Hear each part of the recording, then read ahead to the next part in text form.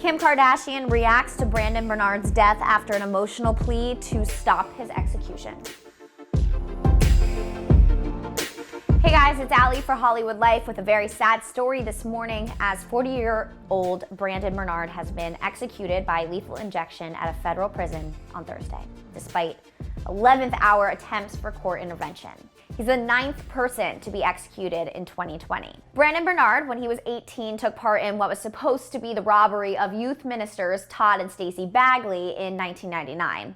The two were killed and Brandon was convicted for the grisly murders in 2000. During the robbery, Brandon and another teenager, Terry Brown, split from the group as 3 accomplices decided to carjack the Bagleys and lock them in their trunk in Texas. The group's ringmaster, Christopher Villalba, insisted that the couple needed to be killed and shot them. Brandon and Terry were told to get rid of the evidence and douse the car with lighter fluid. Brandon said during his trial that he believed that they were both dead at the time, but prosecutors told the jury that Stacey died from smoke inhalation from the fire that Brandon lit. And for that reason, they asked that Brandon be given the death penalty when he was 18 years old. But according to CBS News, an independent medical examiner hired by the defense team determined that after the trial, Stacey was medically dead after being shot before the fire started. Despite being slightly older than his teenage accomplices, 18-year-old Brandon was given the death penalty. Terry and Christopher Lewis, both 15 at the time, have already been released from prison.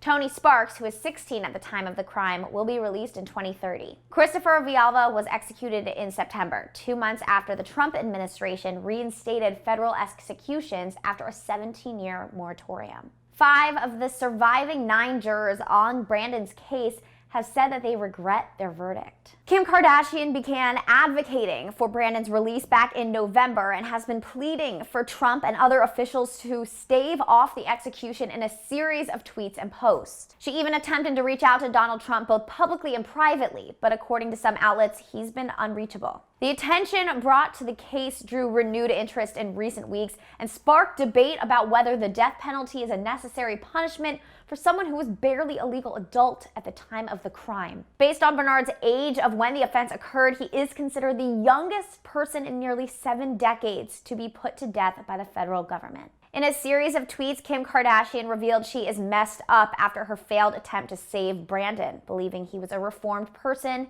and the system failed him. Kim also shared details of her final conversation with Brandon over the phone and said he wanted to thank everyone supporting him. Kim says this public support and faith that he wasn't who he was as a teenager when he was convicted was a gift to his family and made him feel validated. Kim also revealed she began to cry during their last conversation when Brandon shared he had been feeling claustrophobic and was given a sedative to help him calm down before his execution. Kim's public support of Brandon and attempt to stop his execution did not sit well with the family of his victims, who called her out for it. However, Kim stood by her anti-death penalty stance, tweeting, "I can empathize and feel pain for the victims and their families. Killing Brandon will not bring them back, and I believe in my heart of hearts killing him isn't right. What Brandon did was wrong, but killing him won't make things right." It's reported that before Brandon's death, he spoke directly to Bagley's family saying, "I'm sorry."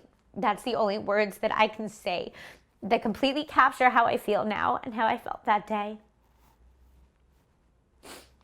For more on this story, you can go visit our website at HOLLYWOODLIFE.com. And I just want to personally thank Kim Kardashian for the work that she's doing. She might not have saved Brandon, but she'll save a lot of people.